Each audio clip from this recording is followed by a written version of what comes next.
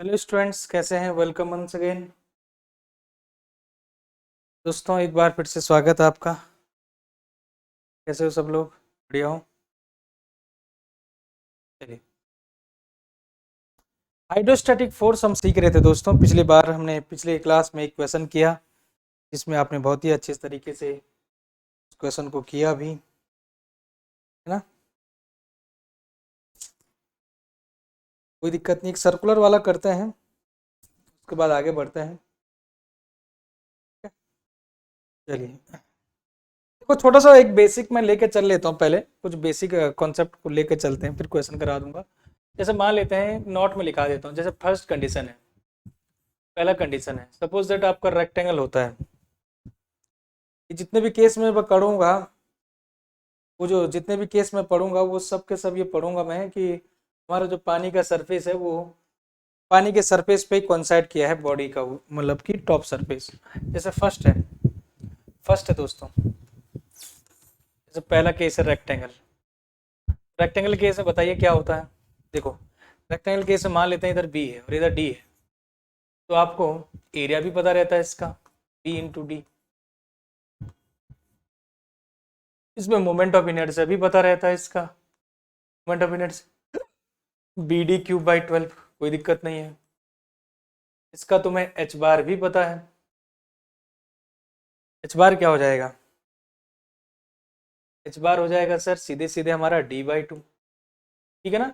ये हो गया आपका एच बार। ठीक है, तो ये रेक्टेंगल केस में था। ये इस पर आधारित मैंने क्वेश्चन भी कराया था, कोई दिक्कत नहीं है आपको। कोई समस्या? Very good.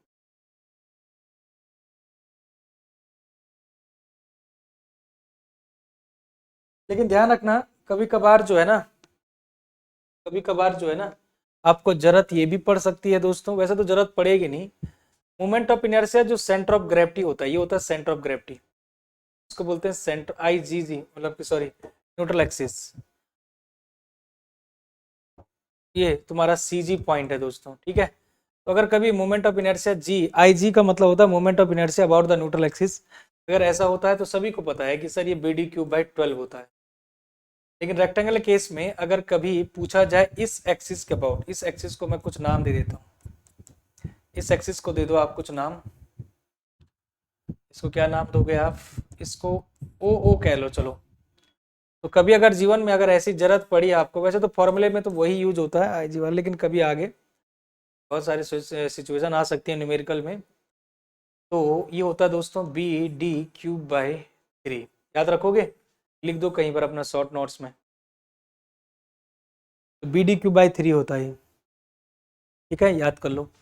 दूसरा पार्ट, दूसरा पार्ट, अगर आपका रेक्टेंगल की जगह अब हमारा सर्कुलर होता है तो सर्कुलर के केस में बताओ। सर्कुलर के केस में दोस्तों ये, सबसे पहले इसका डायमीटर मैं लिख देता हूँ टी। एरिया भाई सभी लोग जानते हैं, सर्कल के एरिया की बात हो रही है, सभी लोग जानते हैं सर्कल का एरिया क्या होता है बालकों, pi by 4 of D square होगा। लेकिन दोस्तों यहाँ पर जो हमारा एच बार होगा वो क्या होगा? एच बार मतलब ये वाली हाइट, एच बार मतलब ये फ्री सरफेस, सभी के सभी केस में वही मान के चल रहा हूँ यहाँ पर, फ्री सरफेस आपके टॉप पर ही है। एच बार क्या हो जाएगा बताओ? सर डी बाई 2 होगा। एरिया क्या हो जाएगा सर? एरिया हो जाएगा pi by 4 of D square. Sir moment of inertia क्या होगा? सी जी के अबाउट। मोमेंट ऑफ इनर्शिया क्या होगा सर? सी जी के अबाउट, सेंटर ऑफ ग्रेविटी के अबाउट, पाई बाई 64 डी की पावर। सर कई बार आपने सोम में भी समझाया था सर, ये समझाया था कि नहीं समझाया था? इसलिए ये हो गया हमारा काम। रेक्टेंगल का भी सिंपल था ना, कोई बड़ी बात है? नहीं है सर। कोई समस्या? नहीं है सर। अब आते हैं दोस्तों, दूसरा जो काम है वो है ट्रायंगल के लिए। तीसरा काम ट्रायंगल के लिए, तीसरा काम जो है वो है ट्रायंगल। ट्रायंगल, ट्रायंगल के बारे में डिस्कस करते हैं। देखो ट्रायंगल ऐसा, ये है ट्रायंगल, है क्या, है कि नहीं? ट्रायंगल में दोस्तों यहाँ पर सबसे पहली बात करते हैं एरिया की। तो एरिया तो आपका सपोज दैट ये बेस है ना, ये हाइट है सपोज दैट, है ना? तो एरिया तो आप जानते ही हैं, हाफ बेस इंटू हाइट ही होता है। एरिया में कोई दिक्कत नहीं, लेकिन सवाल यह है कि एच बार, अगेन हम पानी का लेवल यहीं पर मानेंगे, कोई दिक्कत नहीं है। एच बार आपका सेंटर ऑफ ग्रेविटी पर होगा। सेंटर ऑफ ग्रेविटी मतलब यहाँ पर इस सी जी पॉइंट होता है।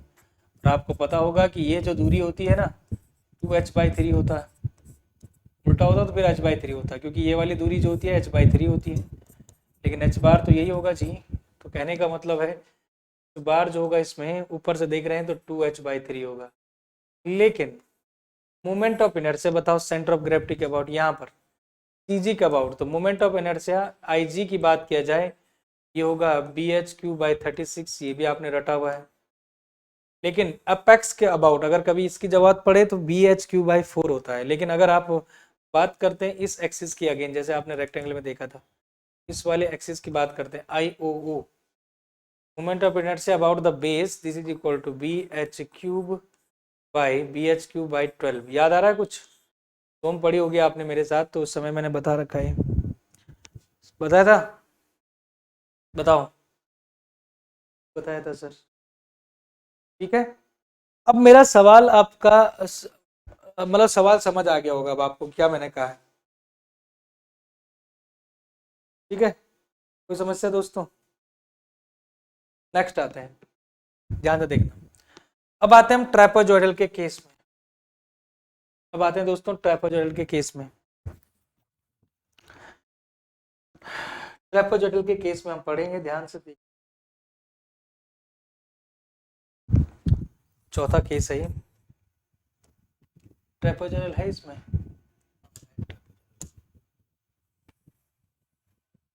ये ट्रैपेजॉइडल बोलते हैं ट्रैप।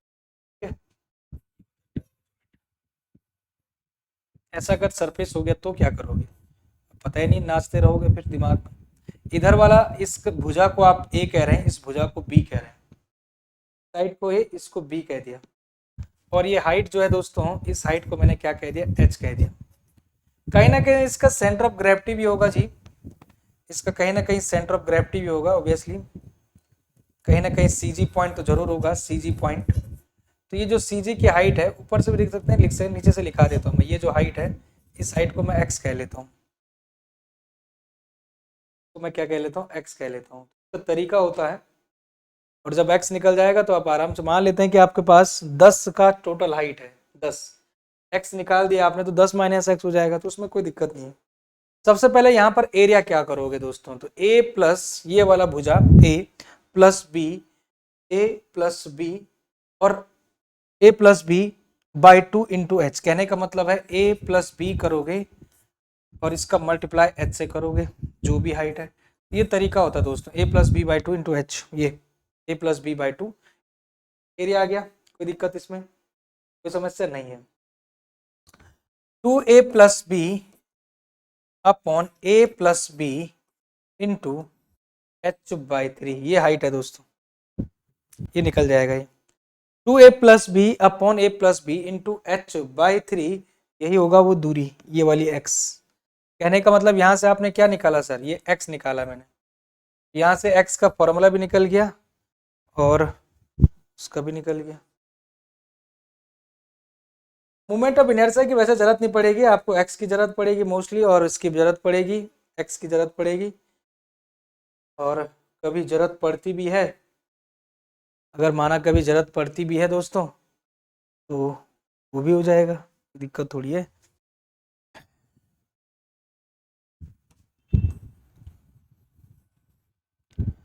मान लेते हैं अगर कभी जरूरत पड़ती भी है, इसको मैं यहाँ पे लिखा देता हूँ, मोमेंट ऑफ इनर्शिया जी के अबाउट हो रहा है, moment of inertia about the G, centre of gravity की बात कर रहा हूँ, वही आएगा a² plus b², a² plus b² plus 4ab, ये है फॉर्मूला दोस्तों, a² plus b² sorry plus 4ab है, नीचे में है 36 a प्लस b, और यहाँ पर मल्टीप्लाई है बाहर से h का क्यूब, ये है दोस्तों फॉर्मूला। अब आप सोच रहे होंगे कैसे कैसे करके निकला होगा ये, आपके दिमाग में आएगा ना ये निकला कैसे होगा, तो मैं बता दूं, थोड़ा सा हिंट दे दूं, इस फॉर्मूले का जो राज है वो क्या है, कैसे निकला होगा मैं बताता हूँ आपको। इस फॉर्मूले का जो राज है दोस्तों ये है, क्योंकि दोस्तों जब हम ट्रेपेजॉइडल की बात करते हैं, इधर सिखा देता हूँ, जब हम ट्रेपेजॉइड की बात करते हैं तो ट्रेपेजॉइड का एरिया भी वैसे निकलता है। थोड़ा सा मैं आपको हिंट दे देता हूँ, बेसिक बातें हैं, इसका काम आपका आगे भी है, ओपन चैनल फ्लो वगैरह में हम लोग पढ़ते हैं। देखो फिगर को देखो जरा ध्यान से, इस फिगर को देखो ध्यान से। इसमें आपको ऐसे नहीं दिख रहा, ऐसे नहीं दिख रहा आपको कि ये और ये लाइन खींची जाए तो एक ट्रायंगल ये है और एक ट्रायंगल ये, एक ट्रायंगल ये हो गया, एक ट्रायंगल ये हो गया, और ये बीच में रेक्टेंगल नहीं हो गया भाई। अगर आपको इतनी वैल्यू पता है यहाँ से लेकर यहाँ तक, और इतनी अगर आपको मालूम हो जाए, और ये डेप्थ भी मालूम हो जाए सपोज एट एच, और ये बेस ये भी मालूम हो जाए इतनी विड्थ, तो भाई रेक्टेंगल का एरिया निकल गया, प्लस एक ट्रायंगल का एरिया निकलेगा, इसका मल्टीप्लाई कर दो, तो ये टोटल जो एरिया आएगा ट्राइपोजॉइडल का नहीं आएगा। यही तो सारा कॉन्सेप्ट हम लगाते हैं। तो ट्रायंगल प्लस रेक्टेंगल का ही फिनोमिना चलेगा, तो यही चीज यही वजह होगी जो ये फॉर्मूला निकला होगा। हम निकाल के नहीं बताएंगे, डायरेक्टली याद कर लेंगे, अब जरूरत भी नहीं है फालतू को उसमें समय लगाएं, उससे बढ़िया हम आगे बढ़ें। समझ के बात को। चलिए अब आप करते हैं एक न्यूमेरिकल, बेसिक न्यूमेरिकल करते हैं। चलिए सबसे पहले एक छोटा सा न्यूमेरिकल करते हैं, फिर आगे बढ़ेंगे। एक सर्कुलर सेक्शन है दोस्तों, फिगर भी आपके पास दिया हुआ है, फिगर दिया नहीं वैसे। Determine the total pressure on the circular plate, determine the ऐसे लिखा, टोटल प्रेशर भी आ सकता है भाई एग्जाम में, हाइड्रोस्टैटिक फोर्स की जगह टोटल प्रेशर भी लिखा हुआ हो सकता है।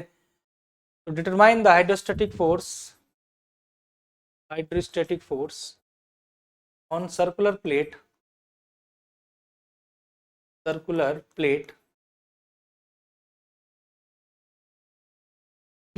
जिसमें उसने डाया दिया है प्लेट 15 मीटर का, सर्कुलर प्लेट 15 मीटर, डायमीटर कितने का है 15 मीटर का है दोस्तों, 15 नहीं, diameter 1.5, 1.5। Determine the hydrostatic force on the circular plate. Determine the diameter is the 1.5 meter, which is placed vertically in water. Which is placed vertically, place है, ध्यान रखिएगा, इन वाटर में वर्टिकली प्लेस है। अभी फिगर बताऊंगा तो सब समझ आ जाएगा, ठीक है। वाटर, ठीक है ना, water in such a way that इस तरीके से, इस तरह से वर्टिकली प्लेस किया पानी में कि 3 मीटर नीचे है उसका सीजी ने कहा है centre of the plate is, centre of gravity of plate या सेंटर ऑफ प्लेट आपका एक ही बात है, is 3 metre, 3 metre below the free surface, 3 metre below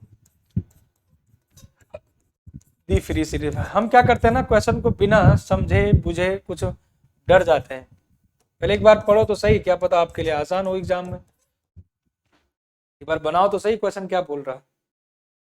find the position of centre of pressure, find the position of,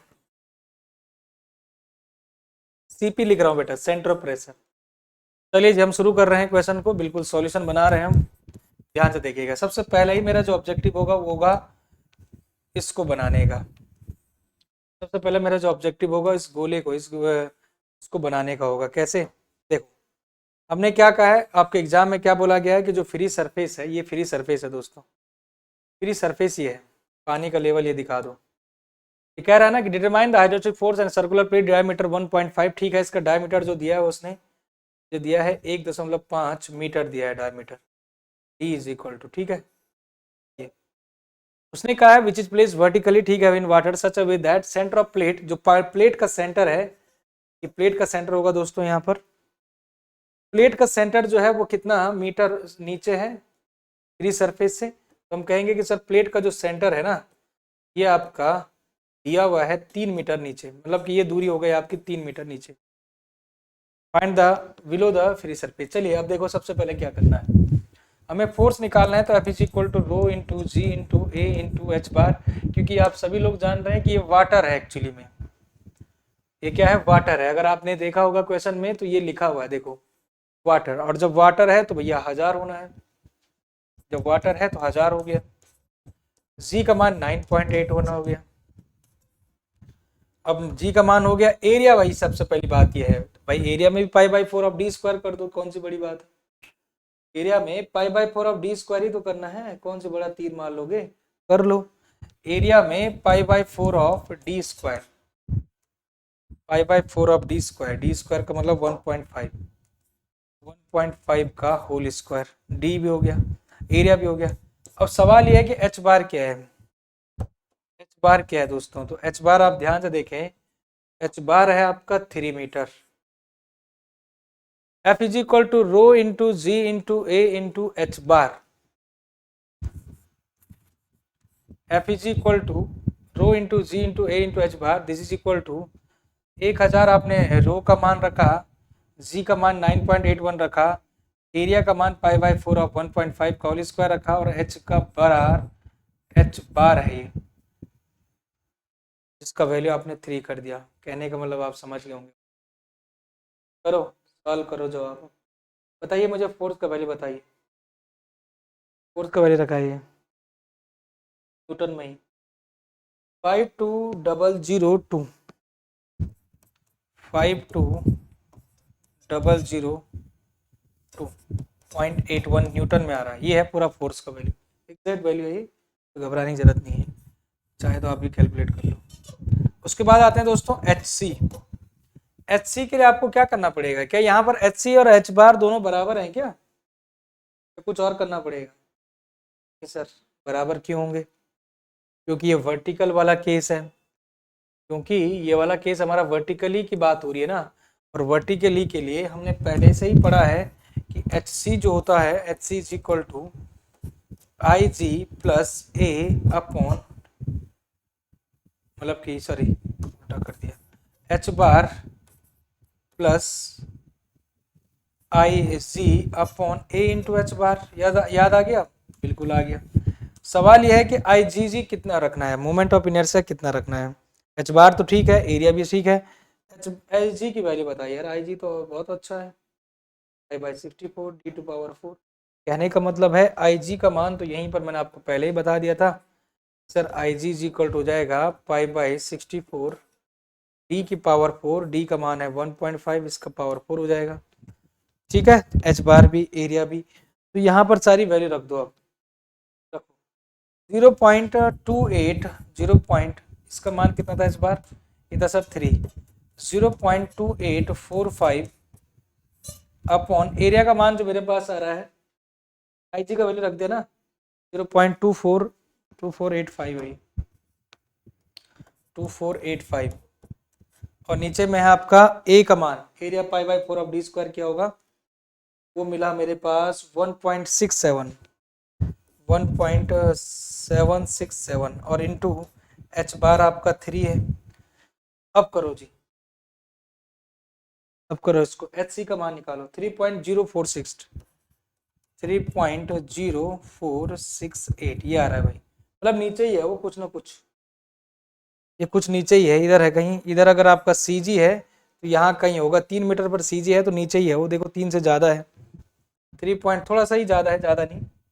तो H C का मान ये आ गया दोस्तों, तो पहला आंसर ये हो गया, दूसरा आंसर ये हो गया। समझे बात को, बालकों समझे हो कुछ, इनक्लाइन वाला कराएं एक।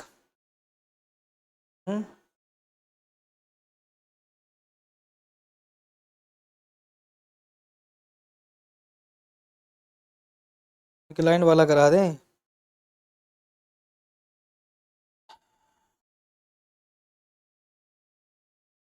ठीक है ना।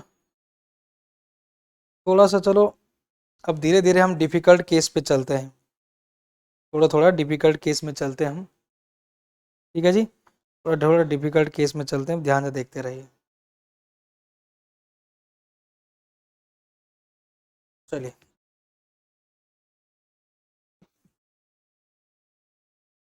देखते रहिए। ये एनक्लाइन वाला केस है दोस्तों, इसको भी कर लेते हैं एक बार, आपको फील हो जाएगा सारी चीज़ें। कोई बॉडी है, प्लेन सरफेस है दोस्तों, और रेक्टेंगुलर प्लेन सरफेस, रेक्टेंगुलर दिख तो रहा है ना, rectangular plane surface 2 metre wide and 2 metre तो वाइड है भाई, यहाँ पर मैं इसको अंडरलाइन कर देता हूँ, एंड 3 मीटर डीप,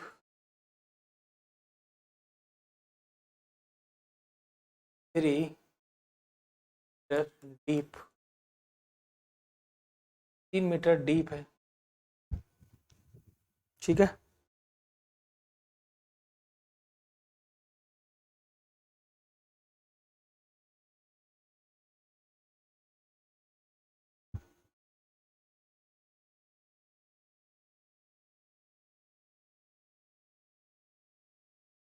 मैं सब दिख रहा था ना, कट तो नहीं रहा था कुछ, चलो खैर ठीक है, इधर हो जाओ। 2 मीटर वाइड है और 3 मीटर आपका जो है ये यहाँ पर चौड़ाई दे रही, उसकी डेप्थ दे रखी है। Lies in the water in such a way, lies in water, तरह से फैला हुआ है, लाइज इन वाटर, वाटर में इस तरह से है, lies in water, lies in water such a way, way, such a way, इस तरीके से है, ध्यान से देखो, lies in water such a way that its plane makes an angle, such a way that its plane, its plane make the angle, make angle of 30 degree, 30 degree का angle बना रहा है, make the angle of 30 degree, 30 degree with the free surface, समझ रहे होंगे वैसे आप feeling इससे, with the free surface, with the free surface, ये है दोस्तों, विद द फ्री सरफेस, ठीक है, कोई समस्या? Very good. डिटरमाइन द, वही आपको दो चीज़ें निकालनी है, एक तो हाइड्रोस्टेटिक प्रेशर या टोटल प्रेशर जिसको आप कहते हैं, position of the centre of pressure निकालना है, और लेकिन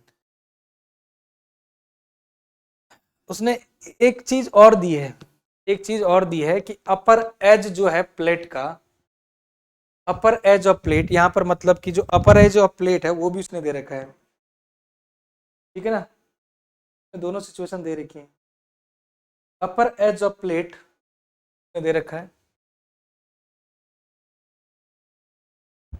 अपर एज ऑफ प्लेट, ये रेक्टेंगुलर प्लेट है, is 1.5 metre, 1.5 metre below free surface.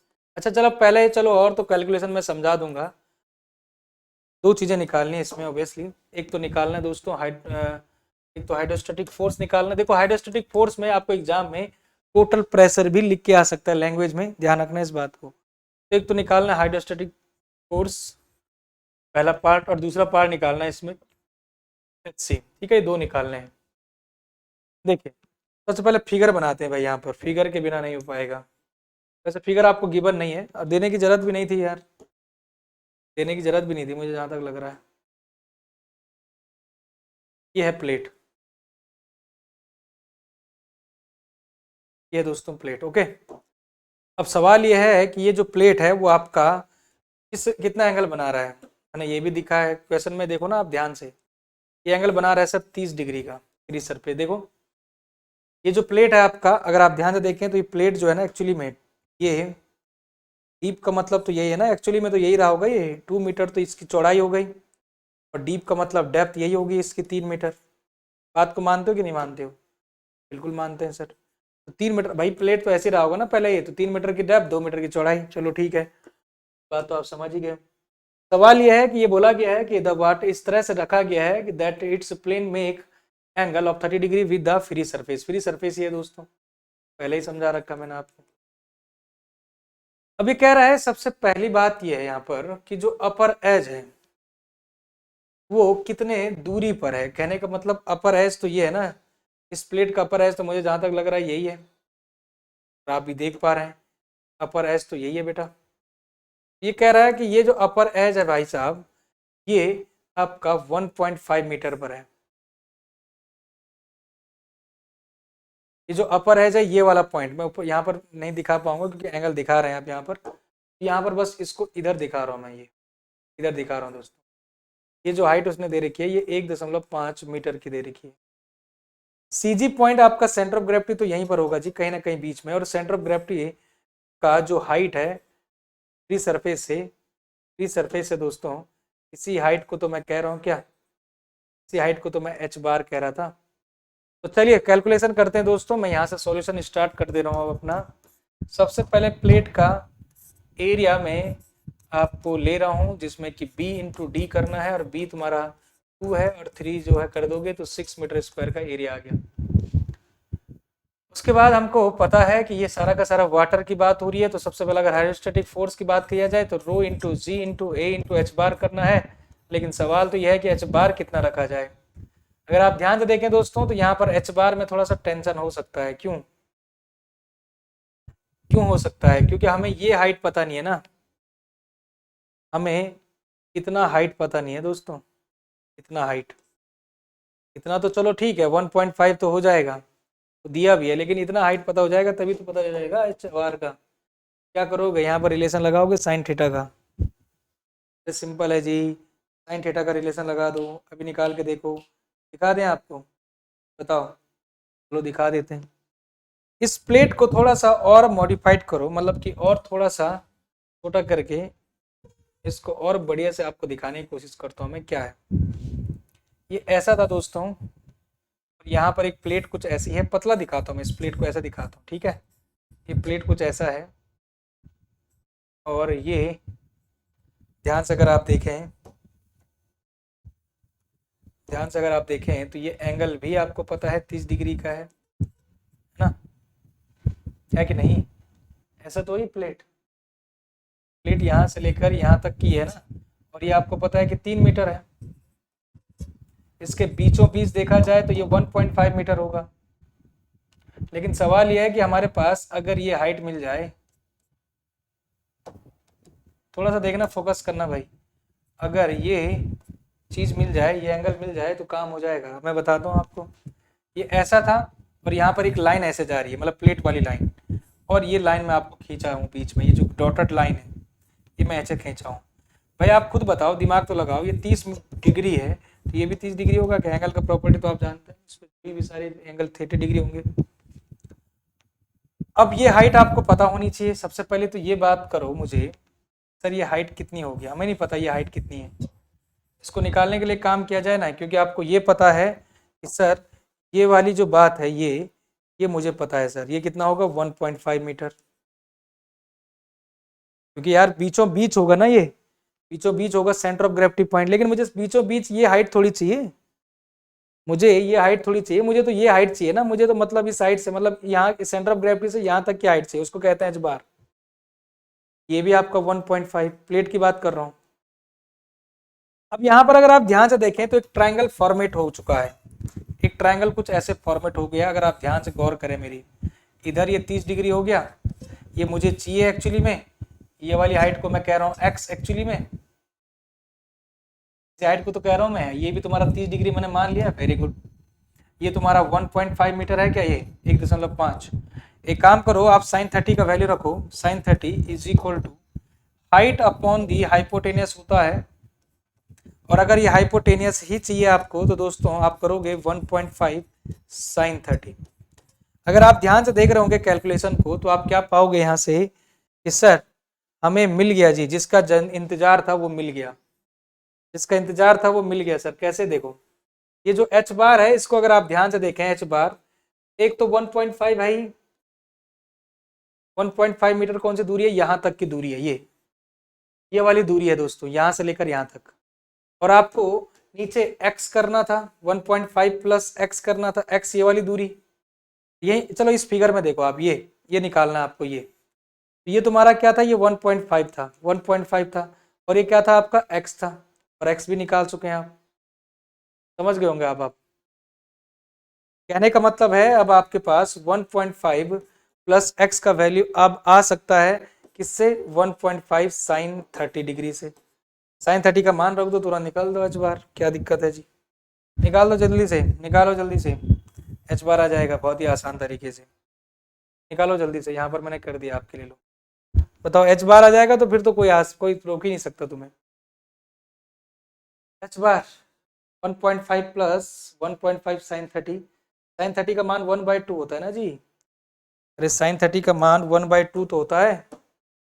तो 1.5 प्लस 1.5 इंटू 1/2 सीधे सीधे 1.5 में अगर आप 7.1 15 का आधा कितना होता है 1.5 का 7 पॉइंट कितना हो जाएगा 1.5 का भी 2 करोगे तो 0.75।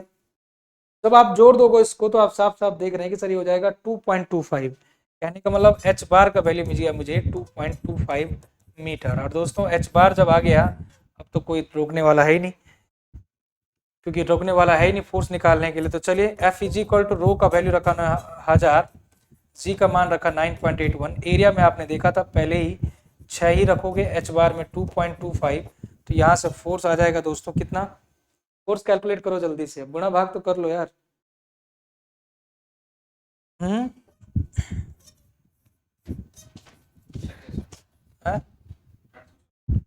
अब तो कंटिन्यू चल रही। 132 435 न्यूटन में आया है, न्यूटन में आया है। 132 435 न्यूटन ये फोर्स आया। अब हाइड्रोस्टेटिक प्रेशर की बात करते हैं दोस्तों। सॉरी, अब आपको क्या करना है, एच सी की बात करनी है। H C is equal to दोस्तों हम सभी लोगों को पता है कि एच बार की जरूरत पड़ेगी, आई जी की जरूरत पड़ेगी, साइन स्क्वायर थीटा की जरूरत पड़ेगी, और अपॉन ए इंटू एच बार की पड़ेगी। देखो हमें जो जो बात पता है अभी तक, एच बार पता है 2.25 मीटर, एरिया पता है 6 मीटर स्क्वायर, और क्या पता है 30 का मतलब कि थीटा का वैल्यू भी पता है 30 डिग्री, साइन स्क्वायर 30 रख देंगे कोई दिक्कत नहीं। आई जी की वैल्यू थोड़ा डाउट कर रही है, तो आई जी भाई I G in moment of inertia about the G G, आपको टेंशन लेने की जरूरत ही नहीं है, सीधे वही होगा बी डी क्यू बाई 12।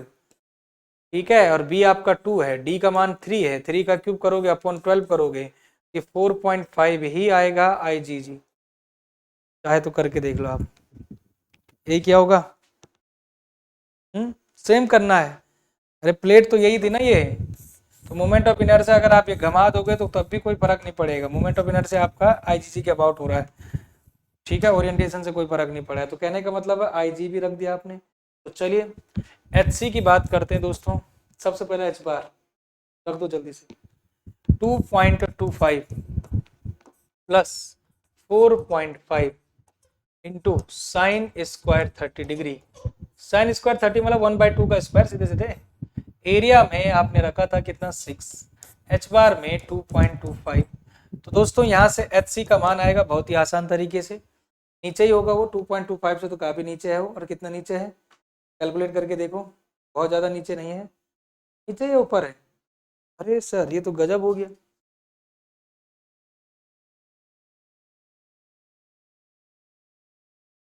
नीचे ऊपर है। अरे नीचे ही होगा, 2.333 मीटर, कहने का मतलब है 2.333 मीटर, दो ही तीन ही प्लेस तक लिखता हूँ कोई दिक्कत नहीं।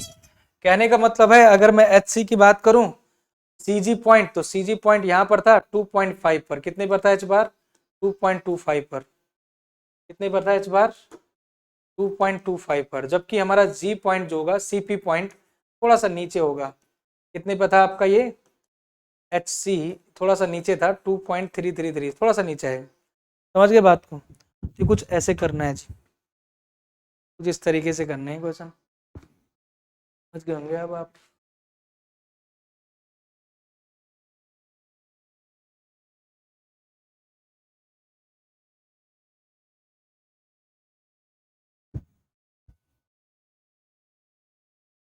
ये नहीं समझे।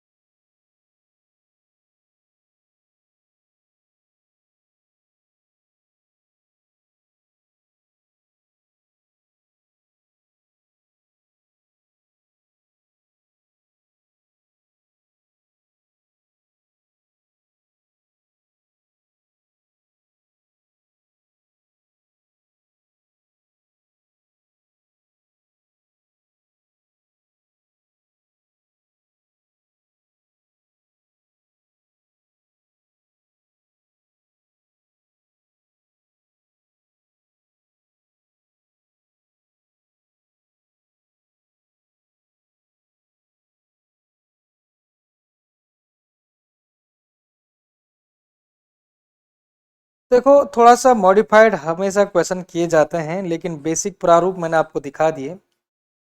और बेसिक प्रारूप आपको इसलिए भी दिखाया क्योंकि दोस्तों जरूरी भी था, जरूरी भी था बेसिक प्रारूप आपको दिखाना, कि मेहनत जो सबसे ज़्यादा होती है, जो आपके क्वेश्चन भी आते हैं वो आपके इन्हीं केसेस में से आ सकता है, वर्टिकल हॉरिजॉन्टल इस तरह के केसेस में।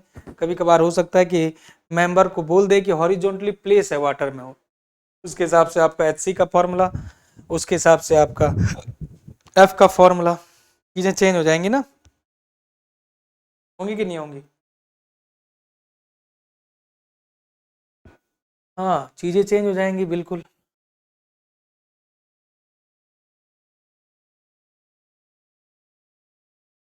दोस्तों इतने हमने जितनी भी बातें करी हैं वो प्लेन सरफेस के रिगार्डिंग करी हैं।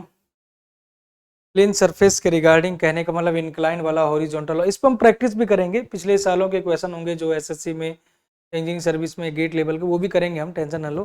बट फिलहाल में भी आपका बेसिक फॉर्मेट मिल गया है, फिलहाल में आपको बेसिक फॉर्मेट मिल गया है कि किस तरह से क्वेश्चन को डील कर रहे हैं। नेक्स्ट हम शुरुआत कर रहे हैं कर्व्ड सरफेस की। अभी तक तो हमने प्लेन सरफेस की बात करी थी, अब हम बात कर रहे हैं curved surface, curved surface in liquid. अब बात कर रहे हैं हम कर्व्ड सरफेस इन लिक्विड। जरूरी थोड़ी प्लेन सरफेस ही हो, कर्व्ड सरफेस भी तो हो सकता है कर्वेचर फॉर्म में, है ना। तो चलिए शुरुआत करते हैं, कर्व्ड सरफेस क्या होता है। यहाँ से देखते रहिएगा, मजा आएगा आपको। कुछ ऐसा है कोई सरफेस, ठीक है,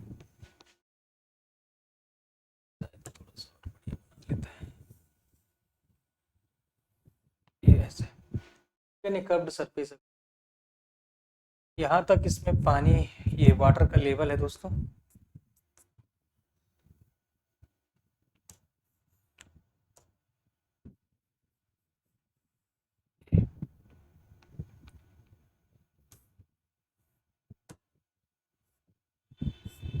ये कुछ फिर से स्ट्रेट हुआ है कुछ इस तरीके से, ठीक है जी। अब देखो ये पानी का सरफेस पूरा भरा हुआ है, ये पानी का लिक्विड का सरफेस दिखा रहा हूँ मैं यहाँ पर, पूरा पानी भरा हुआ है। पानी को थोड़ा और कलर दे देते हैं कुछ,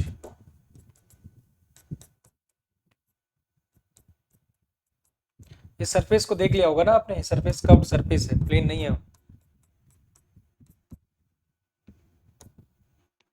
ना। इधर देखो, अब देखो इसमें कैलकुलेशन क्या चलता है दोस्तों, ध्यान से देखना। इसमें होता क्या है कि एक्चुअली में हमने ये पिछले कई क्लासों, पिछले जब मैंने शुरुआत किया था पिछले एक दो क्लास पहले, हमने कहा था कि कर्व्ड सरफेस हो या आपका प्लेन सरफेस हो, हमेशा जो बॉडी पर, सर्फ बॉडी के सरफेस पर जो लोड लगता है, नॉर्मल फोर्स लगता है, मतलब इस सरफेस के परपेंडिकुलर में लगेगा, या मैं कहूँ इस सरफेस है तो इस सरफेस के परपेंडिकुलर में लगेगा, वही एक्सर्ट कराएगा हाइड्रोस्टेटिक फोर्स। ये बात तो समझ गए। अब यहाँ पर क्या है ना, अब हम एनालिसिस के लिए क्या करेंगे, एक छोटा सा एरिया लेंगे यहाँ पर, पहले हमको पता है कि क्या हो रहा है, लेकिन एक छोटा सा एलिमेंट लेंगे, एलिमेंटल स्ट्रिप, एक छोटा सा एरिया ले लेता हूँ बेटा यहाँ पर, कर्वेचर वाले में एक छोटा सा एरिया ले लेता हूँ मैं, ठीक है, ले लिया मैंने, कोई दिक्कत नहीं। इसका स्मॉल एरिया मैं कह देता हूँ डी ए। इस डी ए पर मैं फोर्स दिखाता हूँ आपको कि जो फोर्स आ रहा है कुछ ऐसे आ रहा होगा, क्योंकि मैंने पहले कहा ना किसी भी ऑब्जेक्ट पर भले कर्वेचर है उसके सरफेस पर नॉर्मल ही लगेगा, इंक्लाइन उलाइन की कोई बात नहीं करेंगे, नॉर्मल फोर्स ही एक्सर्ट करेगा, तभी वो हाइड्रोस्टेटिक फोर्स जनरेट होगा। समझ गए बात को, कोई समस्या? अब बात हो रही है कि जो फोर्स है इसको क्या नाम दे, इसको फोर्स को नाम दे दो आप डी एफ, छोटा एलिमेंट है, छोटे एलिमेंट पर छोटा फोर्स डी एफ नाम दे दिया, डी ए पर छोटे एरिया डी ए पर डी एफ फोर्स आ रहा है। समझ गए बात? अब इस डी एफ के दो कंपोनेंट टूटेंगे दोस्तों, ये जो डी एफ फोर्स है कुछ एंगल पे लग रहा है, अगर आप ध्यान से देखें तो हॉरिजॉन्टल से कुछ ना कुछ एंगल पे लग रहा है, अगर आप ध्यान से देखें तो हॉरिजॉन्टल से कुछ ना कुछ एंगल पे लग रहा है, क्या बिल्कुल लग रहा है। अगर मैं देखूं, अगर आप ध्यान से देखें सर, इसको इधर दिखाओ, अगर आप ध्यान से देखें ये वाला एरिया को मैं ऐसे दिखा,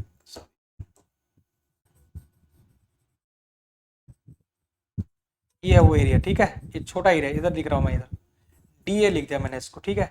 अगर आप ध्यान से देखें दोस्तों तो यहाँ पर आप क्या देख रहे हैं कि ये हॉरिजॉन्टल से कुछ ना कुछ एंगल पे लग रहा है फोर्स, कुछ ना कुछ एंगल पे लग रहा होगा, अगर आप देखें तो इसका एक कंपोनेंट ऐसा टूटेगा वर्टिकल Fy, और एक हॉरिजॉन्टल कंपोनेंट टूटेगा ऐसा, इसको हम कहेंगे Fx। ध्यान से समझना, मैं बाद में आपको समझ नहीं आएगा, अभी समझ आ गया तो ठीक है, क्योंकि बाद में फिर घिचपिच होने वाला है, यहाँ पर बहुत ज़्यादा वो होने वाला है, मतलब कि बहुत ज़्यादा यहाँ पर वो होनी चीज़ें है, घिचपिच होने वाला है, इसलिए पहले ही समझो।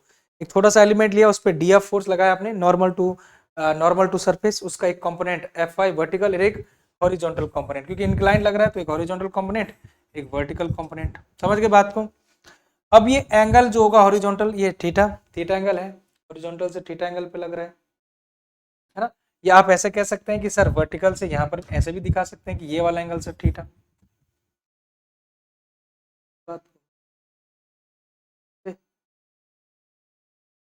क्या हो रहा है? अब ये जो आपका छोटा एलिमेंट है तो इसको भी डी एफ एक्स कहो, इसको भी डी एफ आई कहो, क्योंकि तो बड़ा लोड की तो आप बात नहीं कर रहे हैं, छोटे लोड की ही बात कर रहे हैं दोस्तों। इसलिए अब मैं आपको घटनाएं बता रहा हूं कि क्या होने वाला है।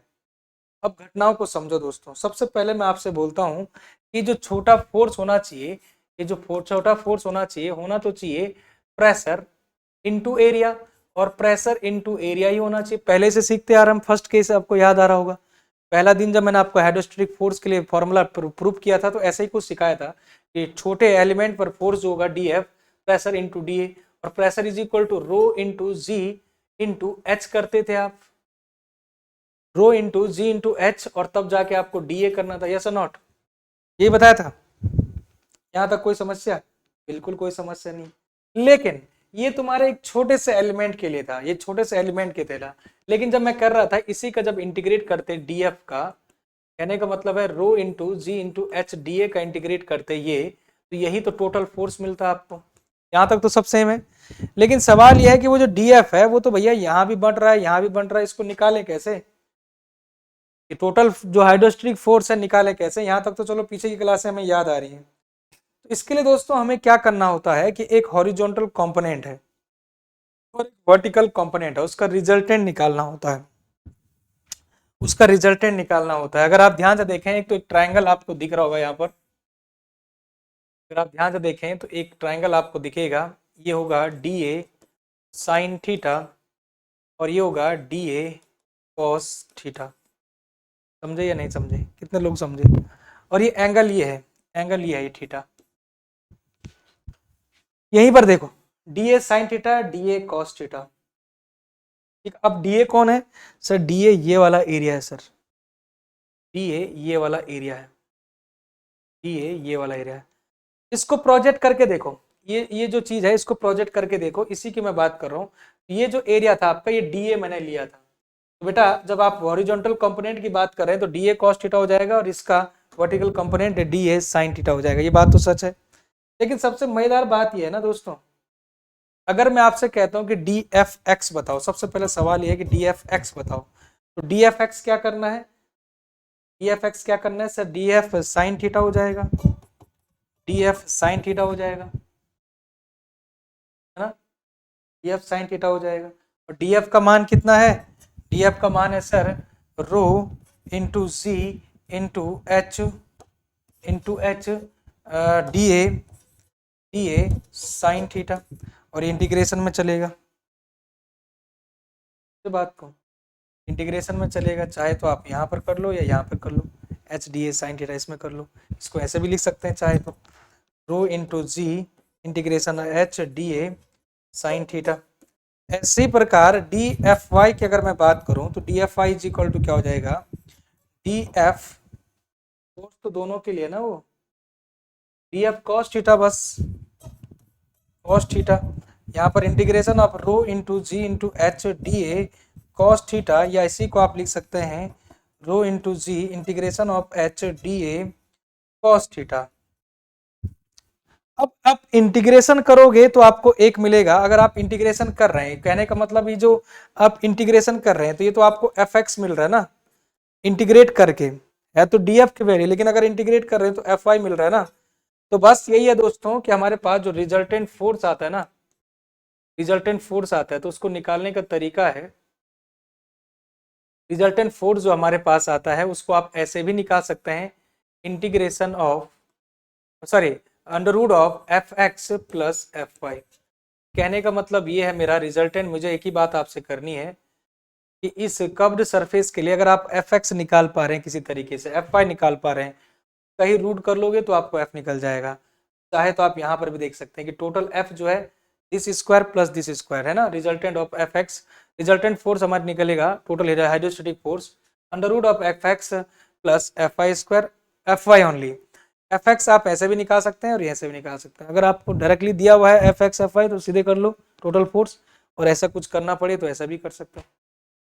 जो बात को ये नहीं समझ,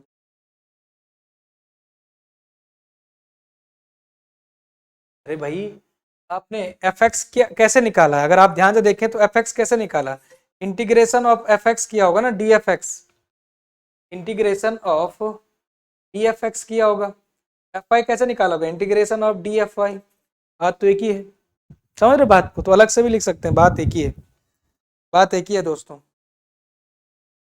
रो जी को कॉमन निकाल दिया, integration of H D A sine theta, ये एफ एक्स का मान हो गया। आपने देखा कि rho G H D A cos theta, ये आपका एफ आई का वैल्यू हो गया। टोटली फोर्स मिल गया जी। कोई समस्या? समस्या नहीं है। तो कुछ इस तरीके से करना है कर्व्ड वाले का, कोई समस्या है ही नहीं भाई, काहे घबराते हो फिर? इसमें टोटल फोर्स या आप टोटल हाइड्रोस्टेटिक फोर्स जो आएगा कर्व्ड सरफेस में, ये वेरी, इसको बोलेंगे वेरी इंपॉर्टेंट इक्वेशन की जरूरत पड़ेगी, इन फॉर्मूलों की भी जरूरत पड़ेगी न्यूमेरिकल्स वगैरह में। तो ये है कुछ कहानियां जो आपको बताई, समझ आया कि नहीं आया?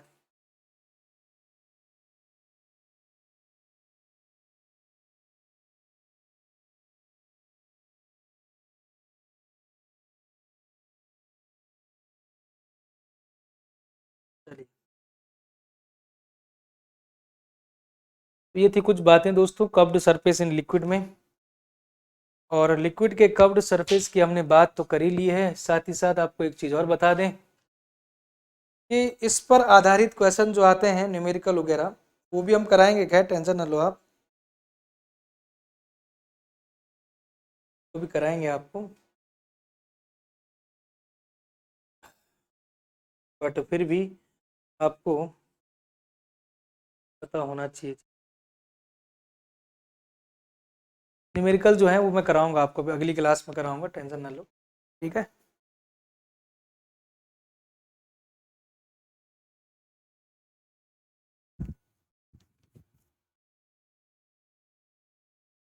यहाँ तक समझ आया आपको कि नहीं आया? भैया हाइड्रोस्टैटिक फोर्स का जो केस है, एक्चुअली में इन्हीं सभी जो जितनी चीज़ें हमने बताई आपको, इन्हीं पर अटका हुआ है दोस्तों। अगर आपके ये चीज़ें पकड़ में हैं, ये चीज़ें मजबूत हैं, तो आप कभी भी घबरा वो नहीं करोगे, कभी भी डगमगाओगे नहीं। इसके बाद जो नेक्स्ट चैप्टर होता है आपका, वो होता है आपका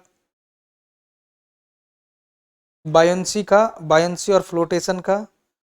बायंसी और फ्लोटेशन में दोस्तों ये जो चीज़ें आपने सीखी हैं, थोड़ा बहुत जो न्यूमेरिकल में सीखा है, एच सी और जो एच बार का जो रिलेशन है, वो मदद देगा आपको 100%। जब आप न्यूमेरिकल कर रहे होंगे वहाँ पर, वो आपको मदद करेगा भाई, इसमें कोई वो नहीं है मदद ना करे, मदद करेंगे वो चीज़ें, 100% मदद करती हैं, ठीक है। तो आपके सबसे जो इम्पोर्टेंट चीज़ें हैं वो ये हैं, आपको कहा था, एक तो ये वाली चीज़ तो खैर याद होनी चाहिए आपको, ये वाली चीज़ याद होंगी, खासकर ये वाली चीज़ कैसे सॉल्व किया मैंने, किस तरह से किया, ये वाली चीज़ कैसे सॉल्व किया है, ठीक है।